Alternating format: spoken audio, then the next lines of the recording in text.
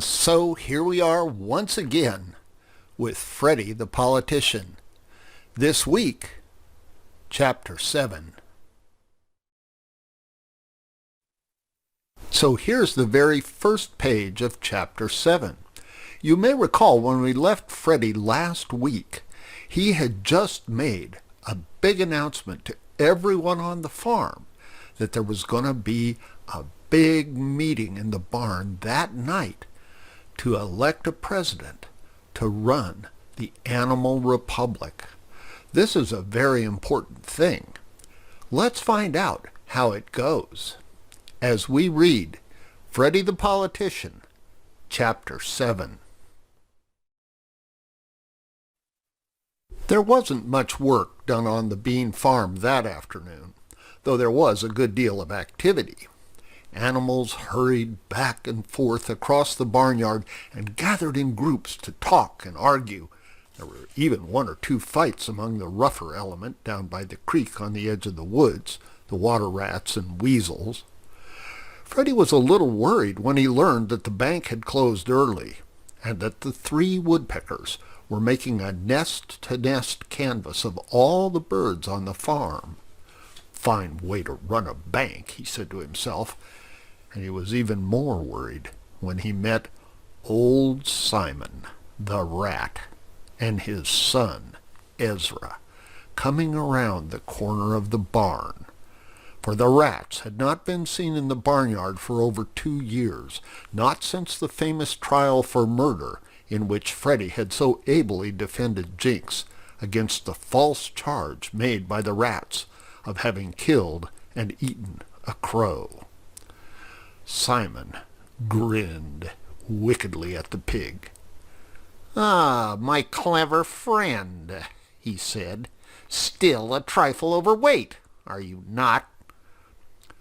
"You better not let Jinx see you, Simon," said Freddy, "or you'll lose a lot more weight than you can afford to.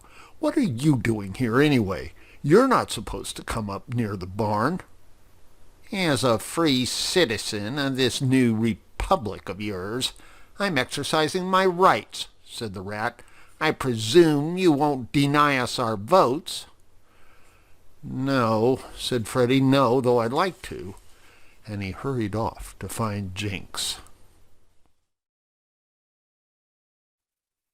He found him in the cow barn, where Mrs. Wiggins, surrounded by a group of admiring friends, was exhibiting a flag which she had designed for the new republic.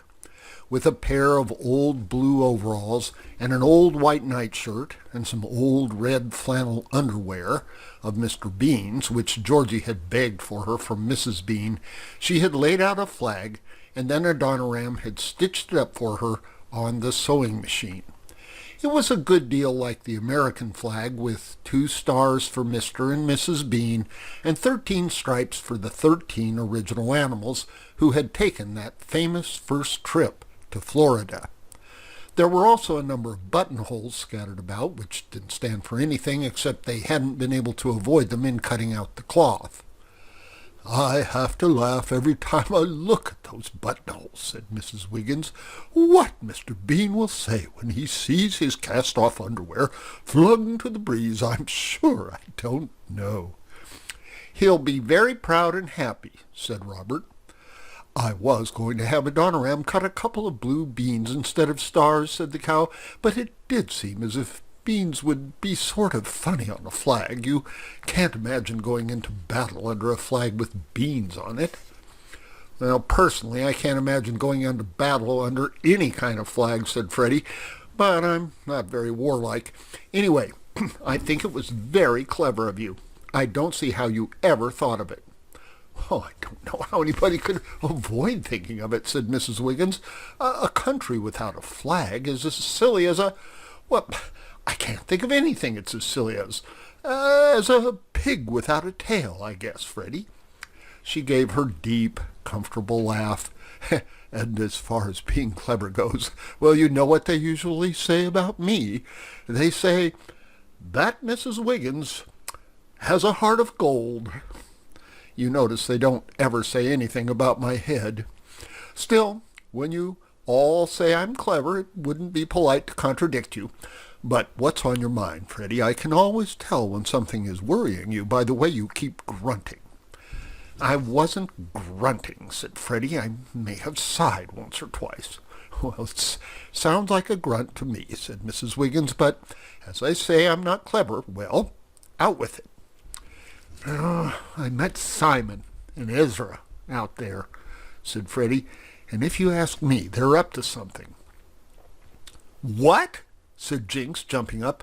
You mean that they've dared to come into the barnyard? Why, wait till I get my paws on that old sneak thief. Hold on, said Freddy. You can't do that. Not till after the election, anyway. As long as he behaves himself, every animal that lives on this farm has a right to be at the meeting tonight, and to vote in the election. And as far as we know, the rats have been behaving themselves for the last 2 years. But here's what's worrying me. We're the old crowd, the animals here in this cow barn now. And as long as we stick together, we won't have any trouble in electing the president we want and running things the way Mr. Bean wants them run. But there are a lot of animals living on this farm that we don't ever have much to do with. Field mice, woodchucks, squirrels, chipmunks, and the birds. I dare say there are 100 birds, and they all have votes. A good many of them will vote the way we want them to. The squirrels will be with us, and I think I can guarantee the rabbit vote. I've employed a good many of them at one time or another in my detective work, and I've looked after their affairs for them. But what I want to point out is that we've got to stick together. If we don't, 12 or 15 rats all voting together can upset our plans. And how would you like it if Simon was president? The animals all looked pretty scared, and Mrs. Woga said, Freddy, you don't mean there's a chance of that? Well, not if we stick together, Freddy repeated. And, of course, if he did get elected, we'd all get together and throw him out. But that's revolution, and we don't want a revolution on this farm. Well, how about bugs? Asked Hank, the old white horse. Seems to me if you're going to be so fair to rats, you ought to be fair to bugs, too. Ain't a bug got any rights on this farm? It's kind of funny to hear you standing up for bugs, Hank, said Mrs. Wiggins, remembering how you pestered the life out of Mr. Bean until he bought some fly poison for the barn so you could take naps in the afternoon. Flies ain't bugs, are they? Said Hank. They're pests. Still, I don't know, maybe you're right. You got to draw the line somewhere. We can't give bugs the vote, said Robert. Ants and beetles and butterflies, why, there's millions of them. It would take 5 years just to count the votes. Yeah, and suppose they all stuck together and voted alike, said Emma. Dear me, what if we had one of those dreadful centipedes for president? That's so, said Freddy. Bugs are out. Besides, this isn't a bug republic. It's a government of animals, by animals, and for animals. And birds, of course, he added with a nod to Charles. And birds, said Charles bitterly. And birds? Why not for birds and animals, I should like to know. Why not? No oration, Charles, please, said Freddy. When we say animals, we mean birds. And anyway, Charles, you're not really a bird. You can't fly. Oh, is that so? Shouted the rooster. And you can, I suppose, like you did this morning, hey? Can't fly. I suppose you don't remember that time down in the Everglades when I saved all your lives by flying. I suppose. Of course we remember it, said Freddy. What I mean is that your normal mode of progression, or shall we say locomotion, is by walking. Come again, said Charles, who, although he used a great many long words in his speeches, seldom knew what they meant, and was wondering if perhaps he hadn't to get madder still. Skip it, said Freddy. I'm only saying, if you want to go anywhere, you walk. You don't fly. I'm surprised at you, Charles. I've just explained that we all must stand together, and right away you start a row about an unimportant thing like that." Charles subsided, grumbling in his beak, and Mrs. Wiggins said, "Well, I agree with you about the bugs, but how about Mr. Webb?" "That's right," said Hank. "The Webbs went to Florida. There's stripes on the flag for 'em. But spiders are bugs, ain't they?" "Well, ain't they?" "Oh, they're bugs all right as far as I know," said Freddy. "But Mr. Webb is a very distinguished bug, and Mrs. Webb is a very charming one. They've certainly got as good a right to vote as anyone on the farm. Now that is a problem." When Mr. Webb heard his name, he came swinging down his little silk ladder from the roof and landed on Mrs. Wiggins' nose. The cow sniffed and began puckering up her face for a sneeze. "Hey, what in the nation?" she gasped. "Oh, it's you, Webb. Hang on. Achoo!" And she gave a tremendous sneeze. "Are you there?" she said. All right, quit clawing me or I'll sneeze again. Get up by my ear." So Mr. Webb went up close to her ear, and the other animals waited while he talked. "It's all right," said Mrs. Wiggins after a minute. "Webb says he and Mrs. Webb don't care about voting.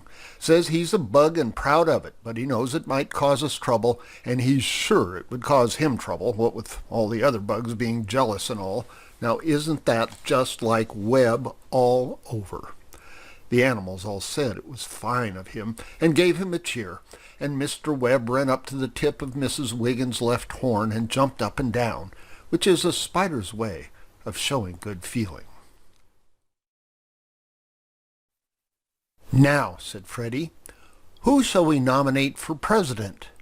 Immediately all the animals began speaking at once. "I nominate Robert." "Jinx is my choice." Freddy for president." "Our Uncle Wesley always said," quacked Alice, "that he believed I had great executive ability if only I had a chance to use it. Now I think—" "I assure you, ladies and gentlemen," interrupted Charles, "that if this high honor should fall to me—" "Oh, quiet!" squealed Freddy. "Quiet! Silence! Shut up! Don't you see what's going to happen? Jinx is going to vote for Jinx, and Charles is going to vote for Charles, and Alice is going to vote for Alice, and so on. We'll all get from 1 to 3 or 4 votes apiece, and the rats will vote in a body for Simon and elect him. We've got to agree. Now, I don't say that Alice or Jinx or Charles or anyone here would make a bad president. I don't think there's any one of the old crowd that wouldn't do a good job. But we can't all be elected. We've got to agree on one. And I want to say right here and now that I am not a candidate. For one thing, I don't like to get up early in the morning. And believe me, the president of this farm has got to get up early and stay up late. Now, is there anybody else who doesn't want the job?" "Well, I don't, for one," said Henrietta. "Haven't I got enough to do with 27 children and a husband to manage to pick up after without taking on a whole farm? And Charles doesn't want it either." "Oh, come, Henrietta," protested the rooster. "If a wide popular demand should be made for my services, could I in all decency refuse? To the clarion call of public duty, the private citizen must respond, no matter how great the sacrifice. And who am I to say that—" "Oh, stuff and nonsense," interrupted Henrietta vigorously. "The wide popular demand is usually for you to shut up, and you can respond to that right now." And she glared at him so ferociously that Charles sighed, and leaning his head against the wall, fell into a reverie. "Well, I guess there wouldn't be any wide popular demand for me either," said Hank. "There's some days I think I'd like to be king or president of something and lead parades and have people throw their hats up in the air and cheer when I went to the window. And And then there's some days when I'm glad I'm just Hank and nobody pays any attention to me. And I look out the window and there ain't anybody there looking back at me. And there's other days when I got the rheumatism in my off hind leg and it just kind of hurts me even to smile. If I could be president on the good days, I don't know as I'd mind, but every day for a year, well, that ain't my choice. Then some of the others said they didn't want to be president either, and Alice withdrew when she found she'd have to make speeches because, she said, I could never stand in front of an audience. Never. Finally, the choice was narrowed down to Jinx, Robert, Mrs. Wiggins, Eenie, and Ferdinand. After some argument, Freddy said, "As far as doing a good job goes, I don't think it makes any difference. Any one of you would do a good job, but my choice would be Mrs. Wiggins. She's got the presence for it. She's the biggest of us all, and that's very important, for she'll show up well in crowds or group photographs. She's a good mixer, and she's got common sense. Also, she's had some practice in public speaking in those travel talks she used to give. I think we should all get behind Mrs. Wiggins." "Well now, Freddy," said Mrs. Wiggins with a troubled look on her broad face, "I don't agree with you. A cow ain't built for public life, and that's a fact. A cow's place is in the home. Now, I think," but Freddy interrupted her quickly. He felt pretty sure that the other animals agreed with him, and he didn't want another argument started, which might split them up again. "Nonsense," he said loudly. "You're our candidate. Go in and win Mrs. Wiggins for president. That's our platform, and on it we stand. How about it, animals?" The others, carried away by Freddy's enthusiasm, agreed and shouted down Mrs. Wiggins' objections. "Well," she said at last, "all right, I'll do my best. If you'll all get behind me, as Freddy says, maybe we'll get somewhere. But," she added with her booming laugh, "if you shove good and hard, it'll be better. A cow's awful hard to move." And so, with that exciting moment, we've selected Mrs. Wiggins as the animal's choice for president of the Animal Republic. But she still has to win an election. And who else might want to win the election and become the president of the farm? Might it be someone like the rats? Or what about the woodpeckers? We don't know, but maybe we'll find out next week when we read Chapter 8 of Freddy the Politician. For now, sleep well, sweet dreams. Remember, you are loved every single day. Good night. See you next time.